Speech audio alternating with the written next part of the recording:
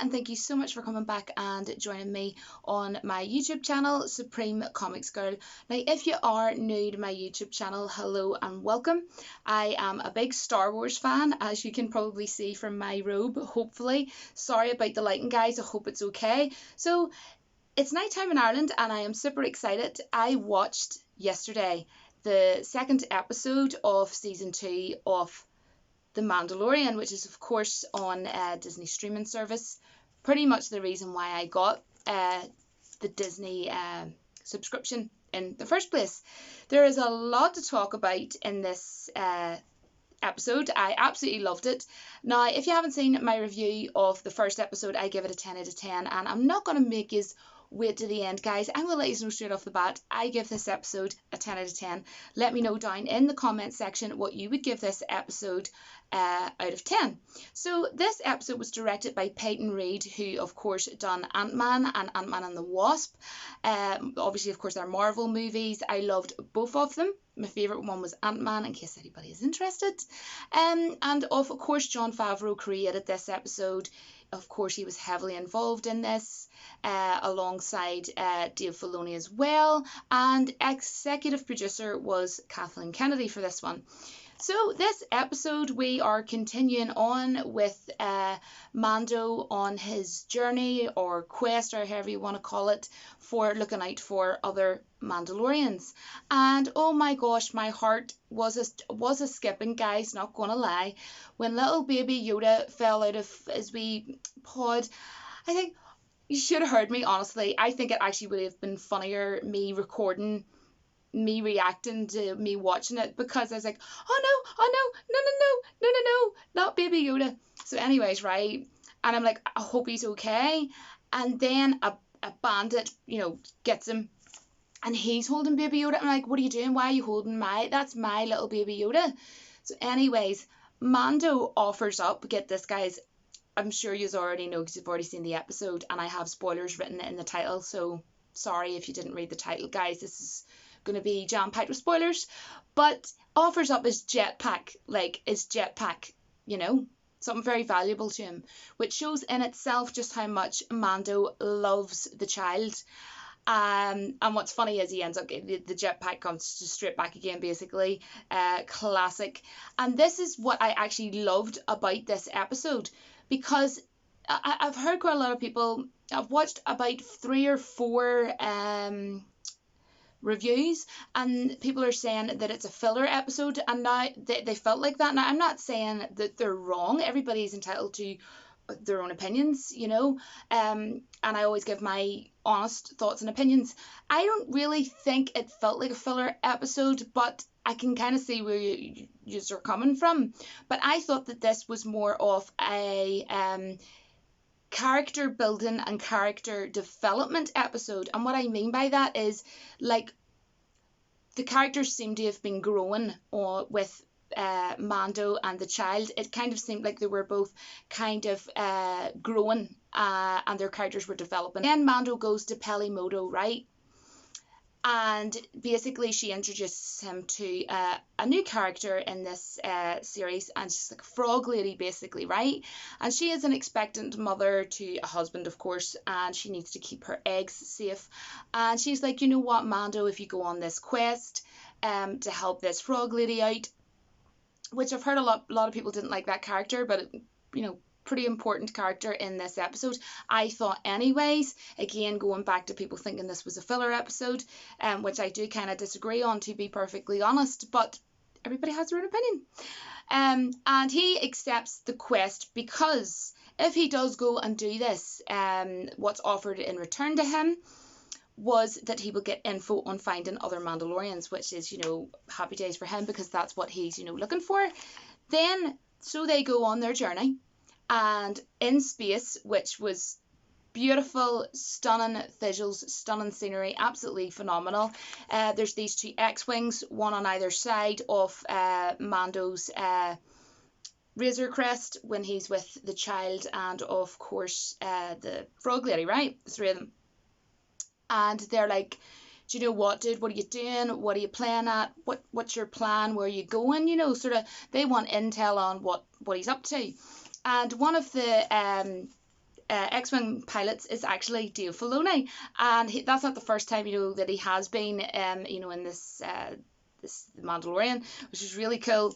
And what this turns out into be is a really class scene of a chase, basically, because you've got the two X-Wings chasing after the Razor Crest, after Mando, and that is really, really cool. And I just love the Razor Crest. It's so cool looking, and this, just the visuals, oh my gosh, they have went further actually. From, you can see such a progression from season 1 to season 2. The visuals were amazing in season 1, but from, if you look at season 1 and look at season 2, the visuals has just went, you know what I mean, right? But then Mando crashes his Razor Crest, and it then goes down through underneath the ice, and I suppose you may as well say he's in like a cave, or whatever you want to call it.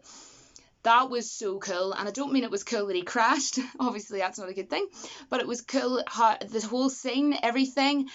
This was a blizzardy episode, this was an icy episode, this was, oh my good gosh, this was freaking well amazing. And what I really, really loved was, I forgot to actually mention the whole X-Wing chase. The clouds were phenomenal looking. Like, Top Gun is one of my favourite summer movies, and I know it sounds like a bit weird, but I really appreciated like how they do all the clouds and everything. Just stunning. And the clouds were beautiful in this, and I know it sounds really silly, but I really appreciate, when series or films go to a great effort to make things look visually really well. But he crashes through, obviously, and what I loved was Mando's helmet, how they actually went into great detail with like frost and sort of really icy looking frost on his helmet, obviously because of the blizzard and the ice and the snow and everything.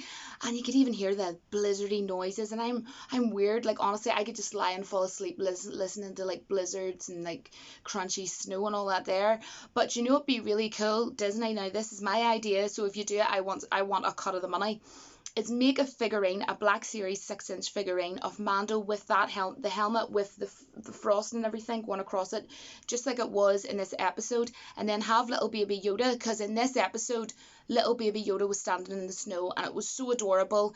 Have that, and then have the little wee baby Yoda, wee tiny one, in the snow. Adorable.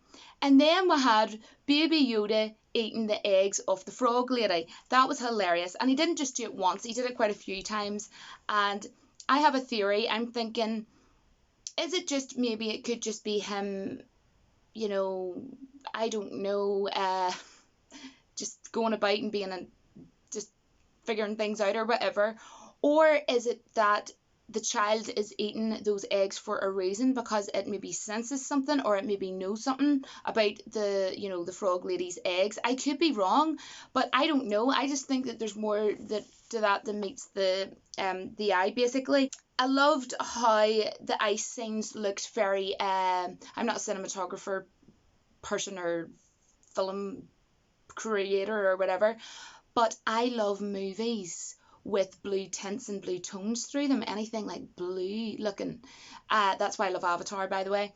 And I will get to something that reminded me of James Cameron film about this episode in a second. But I couldn't fault the visuals. All the ice scenes were very blue toned, very blue tints, and very eye-catching. I loved it. And then this is where things get super interesting, because baby Yoda can't help himself, goes over to one of the eggs, and it's obviously like icy looking, and it opens up, and then out comes a hell of a swarm of tons of these big ice white spider freaking creatures. And then this is where we go James Cameron, because we go like, the way there's like the mother, the queen xenomorph, right? A big massive spider, giant huge white ice spider comes out, and this big creature. And oh my gosh, I was kind of getting, even with the big legs hovering over the Razor Crest, getting Stranger Things vibes. Love Stranger Things, cannot wait. And she seemed to be the mother, obviously, clearly. And then she was like getting her mouth, and as Mando was trying to take off in the Razor Crest obviously was swiping it across the screen, which was kind of helping because, guys, the blizzard had sort of like made a screen and he was like, well, we can't really see much. I think he did actually say at one point, like, it's, we can't really see or something like that. I can't remember, but swiping it across, and it kind of reminded me of like a mini version of the mouth of a Sarlacc.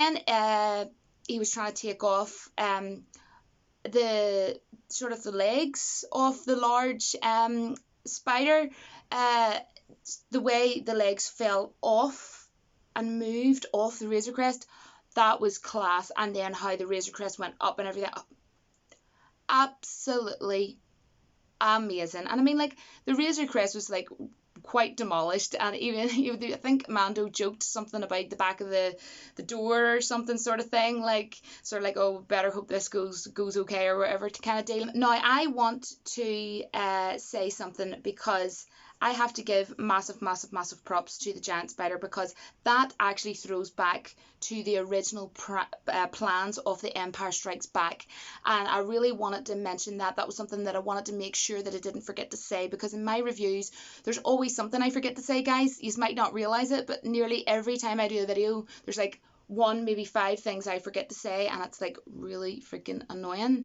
Literally just after me talking about me forgetting about things to say, guys. Oh my, I completely forgot to mention one of the most epic moments in this whole entire second episode, which was when the pilots came at the end and were blasting the spiders. Oh my goodness, I can't believe I forgot to mention that anyways. And pretty much saved the day for Mando, Baby Yoda, aka the child, and of course the frog lady. So, having to add this in because I forgot. Sorry, guys. I want to get to the concept art. If you got to the end and you just decided to just stop whatever you were doing and go and make a cup of coffee or go for a walk with your dog, what were you thinking? Go to the end of this and look at the concept art with the music and all going by Ludwig Göransson, and which, by the way, before we talk about the concept art, he mixed in John Williams, freaking well John Williams. Love you, Ludwig Göransson. Always loved your music anyways, but his music score was fantastic. And he was mixing in John Williams. And I haven't actually heard anybody yet at all even mention that. Why? I don't know. I'm mentioning it, but anyways. So the concept art was absolutely sensational. There was one with Mando. There was one with the spiders, creatures. There was one with Pelimoto, and that one was my favourite. I'll tell you why. Han Solo is my favourite character within all of Star Wars, and it was concept art. It was really fun, and it was of her with her feet up. You know, like how Han Solo was in the cantina scene, and she had her feet up and everything. You know like Han Solo, had his feet up and he was all like as confident and as cocky as you like. So anyways, that's what I loved. The concept art was beautiful, and I was actually talking really briefly this morning to my friend on WhatsApp. Shout out to my friend, you know who you are, and we both are obsessed with Star Wars, and we were talking about this episode, and he actually mentioned to me about the concept art, and I was like, yes, that concept art was absolutely phenomenal. And I just loved how Ludwig Göransson brought back the Resistance March. I just thought that was absolutely a lovely touch for Star Wars fans, and he's been doing really well at the music score, and I doubt he'll ever see this, but if he ever does, nice touch. Really liked that.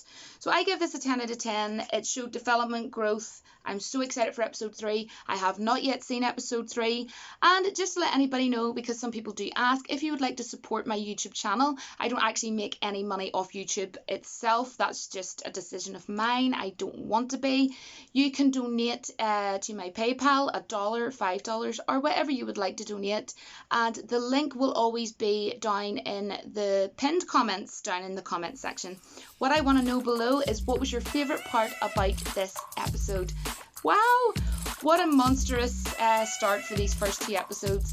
So thank you so much for watching, guys, and I will see you in my next video. Take care, everyone, and look after yourselves, and I will speak to you soon. Bye, guys.